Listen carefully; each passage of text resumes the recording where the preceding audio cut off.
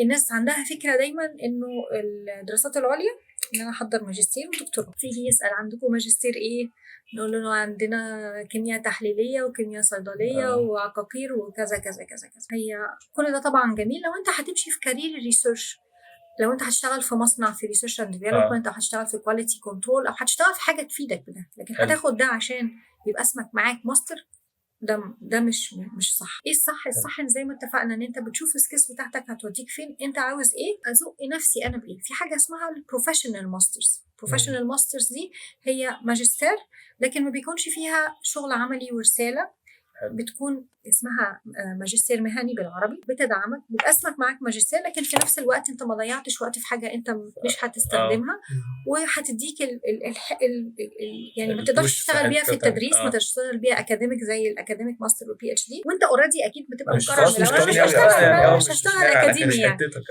ابداوا يعني دوروا في قصه البروفيشنال ماسترز. يعني في طبعا في البروفيشنال ماسترز اول حاجه ومشهوره جدا الام بي اي. ده بتفكر في ان انت تمشي في مجال السيلز والماركتنج، نمبر 1 لازم تاخدها هي الام بي اي. حاسس لو اخدت ام بي اي هستقل ان انا اشتغل سيلز وماركتنج. لا ما تستقلش حضرتك، افتح كده اي سلم الترقيات بالظبط. افتح كده اي وظيفه. يعني انا لغايه النهارده بحب كده دايما اتابع الوظائف اللي بتنزل، ده نوع من انواع جامعه الوظائف بالظبط كده. يعني هو جامعه وظائف بالظبط.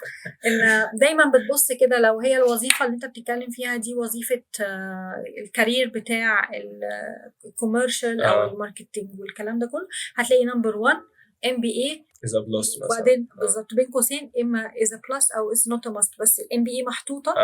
طبعا. وطبعا الام بي اي دي ليها مجالات كتير جدا جدا. يعني انت ممكن اصلا من الاول تكون مقرر ان انت تاخد ام بي اي في كذا مجال. عايزه اقول لك ان انا النهارده في الكليه مثلا لو عاوزه اكبر في حته الاداره او في حته الكواليتي، احنا عندنا برضو يعتبر نوع من الكواليتي، فانا ممكن اخد ام بي اي في المانجمنت. فانت من الاول بتقول والله انا عاوز في الاخر خالص ابقى ايه، اوصل في الشركه ان انا ابقى مدير، فانت خد المانجمنت وانت بادئ كده تشتغل.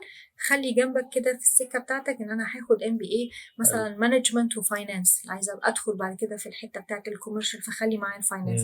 اخد مثلا المانجمنت والكواليتي، اخد مثلا المانجمنت يعني حاجه هتفيدك، حاجه هتعرف تشتغل بيها. ممكن تاخد دبل ميجر تريبل ميجر، ممكن تاخد حتى لو هتركز في الصيدليات. انت في يوم من الايام عشان تفتح البيزنس بتاعك لازم عندك اندرستاندينج كويس. لو فاهم هتفرق. حته البيزنس كمان. يعني انا بشوف ستودنتس كتير جاي يقول لك اصلي انا يعني هدفي ان انا اعمل ماي اون بزنس.